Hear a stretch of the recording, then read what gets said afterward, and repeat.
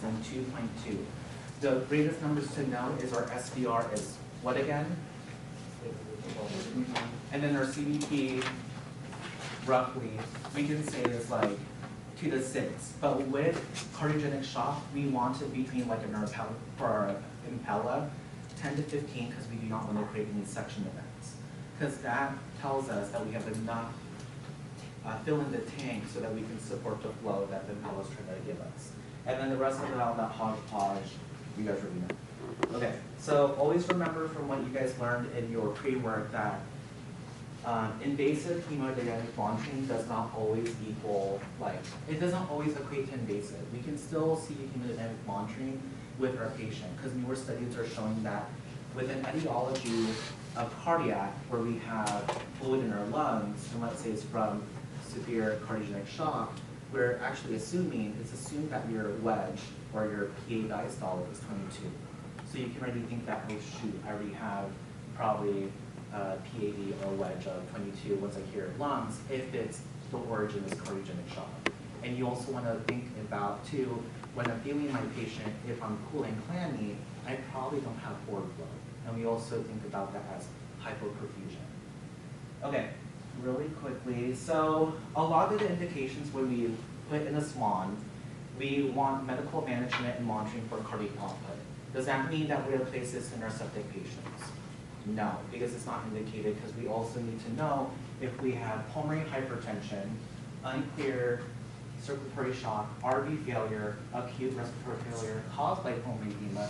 A lot of other places during COVID will put in SWANs just because when you think about if you have COPD, and a lot of our COPDers have that RV strain, right side of heart failure, we can actually catch it in time, the pulmonary hypertension, when it gets worse, especially in the hypoxia, because remember, when you have a lot of CO2, our pulmonary arteries constrict. And what that does to the right side of the heart, it works twice as hard. So now the right side of the heart is failing. So what then happens? CVP goes up, and then our PA pressures become systemic pressure. So you'll see that in the bulging. And we also want to make sure our SWAN is in for any patient with complex fluid management from acute kidney injury. A lot of times that you've noticed, you can, with this knowledge, you can also tell the doctor, hey, I noticed from your cath lab report that the patient's pulmonary pressures were almost systemic. Why did we not put in SWAN? Because we need to medically manage these patients and make sure that they get the best care, right? So with this knowledge, I hope that we can do that, right? So, yes. This is how it travels throughout the whole body. I'll be really honest. We have the Edwards, excuse me, Walmart version of the Edwards swans. But I mean, it still works though, right? We still get the numbers, we still have the same knowledge. It doesn't help that, like, you know, we're a little cute public hospital trying to survive out here in Washington State, right? In South King County. So literally, when you think of it, this swan travels past through your regular, hopefully jumper. Why the hell are we placing the femoral? That's so annoying because we can't mobilize our patients, right? That's not cute. We can't mobilize them. And then increases delirium, my shield. So you go straight into the RV, pass through the pulmonary arteries, and then we should at least be right around here. So, oh my God. So here, when you think about it, when we have our patient, Jesus, it's so heavy, not heavy. It should be right around here when we have our swan, if you think about it anatomically. Yeah? Okay. And whenever we place it, we here don't place it at the bedside. It'll usually be done by cath lab because they're the ones who like to place everything because they're a specialized unit. So we want to know, and this can be your reference, because I have to remember sometimes of where our swan location is. It's always good to know where the location of the swan is so that we can intervene. Because if this is technically my right ventricle, we will throw a lot of PVCs. And sometimes we can go into like VTAC, you know, those cute lethal arrhythmias that we like so much. Yes. So it's always good to know where the location is. Now going a little bit further, technically we can pull back, but it should also be the physician inserting in. So like if you were pulling back and let's say it's too far in and we're like straight up wedging, as you can see over there in the far right, if it's more than 5 centimeters, call the physician, be like, hey, it's on the right place, can you please pull back? Because the practice is in most places it's safer to have the physician do it so they can troubleshoot better. Because if they have to reinsert it, that's not our scope. Like that's crazy to me, sorry, that's crazy. Okay, when in doubt, also with placement issues, when you see on the monitor, it's gonna be close to like how you see your art line, right? You can also use your chest x-ray to see the tip right here, and also the tip of the sheath, the introducer. Some of the risk and complications that you can get and receive is transient VT. Of course, you can get any complication from putting the central line in, such as our famous lovely when we hear pneumothorax. Please be mindful that when we insert it on a patient with a left bundle branch block, we can go into ventricular standstill. I've only seen it once, it is wild. What can also occur is cardiac tamponade and also pulmonary infarction and then pulmonary artery rupture. So that is basically when you insert like 10 mils or 5 mils of air into the balloon and you literally see your patient hypoxic. So what you'll do if that happens, lay the patient in the position with the affected side down and then hopefully they're still okay. Go up on your levo, go up on your FiO2, and then call the doc, because most likely the patient will need a lobectomy. The same, they'll live with the bone. That's okay, that's fine. Okay, here's an example of what not to do. So this is an example of a patient where it's on the right groin. Oh, my fingers look so young in there. And then it's also near a balloon pump. So what happened was this area, because we don't have the proximal, the VIP port where we can do infusions, that actually fractured, and they were putting again, propofol in there, which you shouldn't do. You should at least leave it open, or at least put some of your, not vasopressors, but like, you can put amnio in there. But when you put like propofol in there and it fractures, blood will back up into the sheath and then mix, and you get kind of that like Kool-Aid color, which is not cute. So just be mindful. If that happens, it has to come out. Like we have to tell the doctor it has to come out. And then here's an example of like what I said in our staff meetings with our bedside nursing shift report. We want to know the distance of the PE catheter. So here's an example, one of the patients, or 16 if you guys remember. So we have our introducer in our sheet. We want to know, and we want to hand off how many centimeters is it from here going inside. So with this swan, in total, this is 110 centimeters, whereas my ex likes to say sonometers. I don't understand it, he's from the south. So 110. So if you guys can see, there is a thick black tick mark that's 50. Each small tick mark is 10. So if I just have one black tick mark there, how much is that increment? 50, right? So what you can do is take that 4x4 with a centimeter to measure the ruler, and you can technically go 0, so 50, 49, 48, 40, like 6. So technically you can ballpark it. Just make sure that you and the nurse are doing it together. And it's also part of your LDAs, because if you're checking at Q4, and let's say you went to go turn, and this is all the way here, we probably need to call the doctor to reinsert it in again. Because if it's too far out, where could we go? To the ventricle, right? Because we're already in the pulmonary artery, we could slip and tickle the right ventricle. Yeah? Okay. Cool. Alrighty. Here is an example of what should be practice of how we should lock and secure our balloon. So here, every PA catheter has this balloon. When I insert 1.5 mils of air, this is what it looks like. Oh my gosh, 1.5 mils. Here we go. Okay. Goes right here, and then I walk. Didn't die. Oh my gosh. Hold that.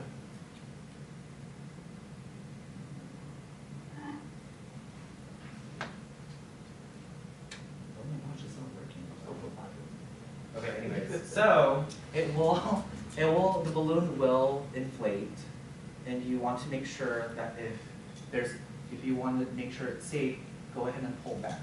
But don't pull back so much, we don't want to cause this to shear within the product. So what you'll do is you'll pull back. Oh my God, does somebody like this? You guys are Canadians. Anyways, just kidding. Okay, so what you'll do is you'll pull back. Okay, you'll pull back, and then let's say it went back like that, you'll lock it. So when you lock it, that line right there is going to show that's locked. Because when the lines align with each other, then you can insert air. You guys can look at this closely after we're done, so don't worry, don't be like squinting. So you want to ruin your beautiful eyes. Okay, and then what we'll do in our lovely and famous thermodilution setup, we will be using the CVP to shoot our numbers, meaning that that is where we get the whole kit set up. So whenever a patient is coming from the cath lab, it is an expectation from cath lab that they shall send this up. And it comes with a long tubing that is attached to here. This bag should not be in direct sunlight because we want to see the temperature changes from the thermodilution setup. So we have to be mindful of that. So here, it will just go ahead and prime it like any other transducer. And then once it's set up, you can set up anyway, just be mindful of where your cogs are at. So here, we have it where the predicate is going towards the Y side here. You can certainly do whatever you want, just be careful on the directions where you're gonna shoot your numbers, yeah? And then you can also look at all the videos and such. And if you want, now that when we set it up, please be mindful too that we need to grab this bad boy and set it up to 2 places. It's literally just 2 places. This connector right here measures our PA pressures. This connector right here measures the temperature changes when we shoot our numbers. Because with the theory behind the thermodilution setup is we're seeing the temperature changes go from 37 to like 36, and it calculates that cardiac output. So we have to make sure that we have good technique when we're pushing. So you want to think of adenosine nice and swift, and you want to make sure that everything's connected. So if you get like faulty, go always back to, okay, is it my wiring? Is it just my technique? Okay, any questions? Okay. And then that's where we'll place it. So it'll be the CCO-CO cable. It's 1 and it goes into 2. Okay, so please make sure in any setup, I know that in our unit, we don't usually get a lot of this. Let me go ahead and have you guys look at this in a little bit. Please make sure that we are looking at the videos because it just shows the predicate setup and it goes all in steps. Phillips monitoring cardiac output 1, Phillips monitoring cardiac output 2, and then finally to the heme calc when you can calculate it. Has anyone accessed it yet? Okay. If you haven't, go ahead and do that because that will be your guide. Because I feel like once you guys get into it, and I know there's some day shifters next year they're not used to it, just keep getting used to it until it becomes second nature. Okay, any questions? Okay, so now we get into the nitty-gritty numbers. So this is an example of a monitor on a different facility. So we have our CVP, our P pressures, our non-invasive blood pressure, and all that stuff. So when we look at the numbers, our PA systolic, that, quarter over dime, I like to think also 15 over 30 or 15 to 30 for our PA systolic. That reflects our RV function. The higher it is, we are now RV hypertension. And that can sometimes reflect upon our CVP when we have an overload of gains. You'll see that a lot with our pulmonary hypertension, with our CVP patients. Now, when our patient is 50 over 20, that is when we treat. So we usually start milrinone because that milrinone with the PDE inhibitor, it will help smoothen or relax that pulmonary vasculature of the pulmonary artery. And then sometimes we can give sildenafil to help with that as well. Our PA diastolic is basically our indirect value measurement of our LV preload. So if this is our LV preload, what measurement is our RV preload? CVP. CVP. So our PA diastolic, it's similar to the PA or PAOP or the wedge pressures. It is 8 to 12. So anything above that, we want to think that the left side is overloaded, correct? Yeah, good. So, but all in all, when it comes to our PA diastolic, if we do have mitral valve disease, like mitral valve regurgitation, it won't be as accurate because if you think about blood starts going back into the rest of the body. So we have that time travel of cardiac output that could be miscalculated because it's going back into the right side, right? Because we have our, gosh, I feel like we're all visual learners. Because we have, right, our LA, LV. If we have mitral valve regurg, that blood starts backing up into the lungs, and that will be an inaccurate read. But I'm not trying to say we don't care, it's that we want to trend things over time, right? Because there's a time with some patients where sometimes we can't get a wedge. You'll try putting that 1.5 and you can't get it, you can always stick with your PA diastolic. And even if you don't feel comfortable, I still use PA diastolic. Because not many centers wedge because the lobectomy can. So, yeah. And then the PA mean, usually that calculation's by our cardiologist or heart failure physician when we want to just have a number that we don't exceed to help with our pulmonary hypertension. Okay. Some of the PA pressure waveforms, as you can see, it's very similar to the heart line. And when you think about the heart line, we know that here on the left side of the heart, our pressures are 100 millimeters of mercury. Our pressures on the right side of the heart is 25 millimeters of mercury. That is astounding of a 75 millimeter mercury difference, right? But it makes sense though, because our left side of the heart is pumping through the rest of the body. So the one thing to understand is, this is an arc line on the left side of the heart. This will be our pressure or PA pressures on the right side of the heart. So this is the dichrotic notch that represents aortic closure. This represents the dichrotic notch that represents pulmonic closure. It's opposite. So now when we look, I'll be honest, I don't memorize this. I literally use this as a cheat sheet because I'm like, what the hell is going on? Because every patient's different, right? Sometimes their normal is like this.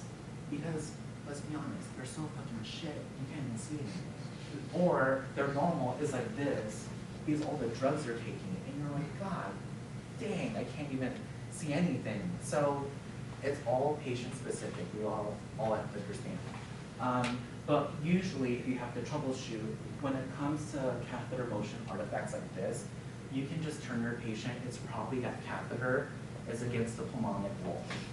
And again, if you're over-wedging, you'll see it right away the minute that swan comes into the unit. So we might just have to pull back. That's all the CVP stuff. I feel like you guys are great with CVP. So measuring the PA, the wedge, the one thing that we have to be mindful too is if we have a peak greater than 10 centimeters of water, it will falsely elevate your PAOP. Why do you think that is? Because of the positive pressure of ventilation. Because when we think about, for our ARDS patients, right, we have a peak of 12, and then we're shooting all that pressure into that superior vena cava. Let's say we were fluid deficit, we can actually elevate this with the pressure, right? And then what then happens with increased P? Decreases cardiac output, decreases our blood pressure, all that stuff. Yeah? Makes sense? Ooh, we're flexing our frontal lobe, you guys, I love it. Okay.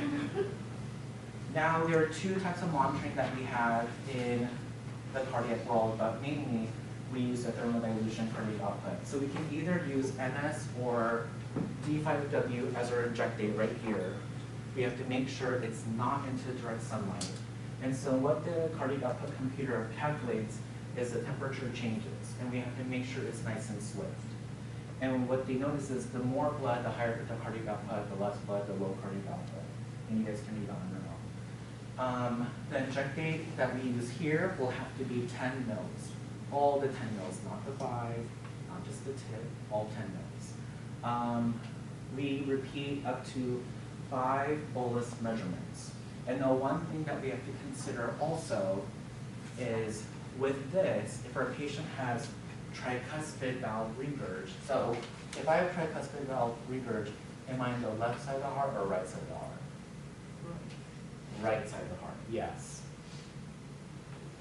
If I have tricuspid valve regurg, my cardiac output is going to be altered. Why do you think so?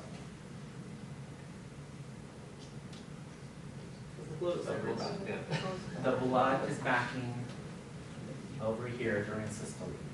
And so that distance right here will alter our cardiac output time. Because it's essentially when we push that thermodilution, it's probably going to seep back into the right atrium, yeah?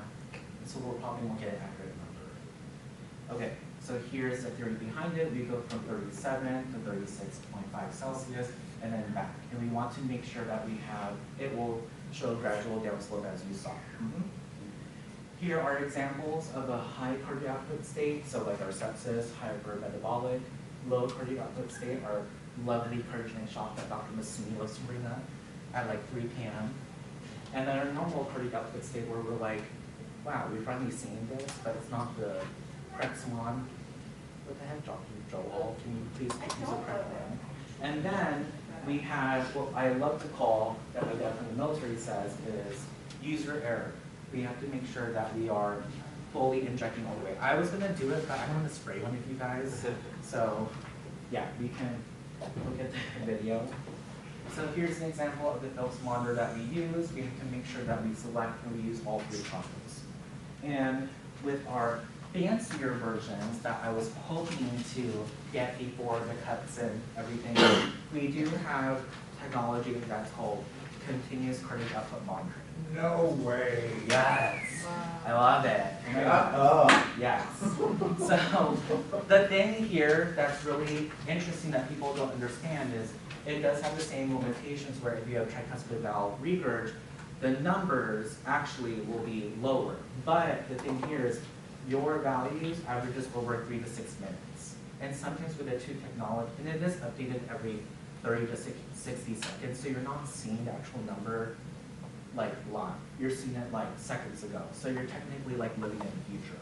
But the one thing to consider is with these monitoring devices, sometimes these like values can just be displayed and updated 45 minutes. So you'll literally see an X on the box and you're like, oh, it's gonna reset, and over time it will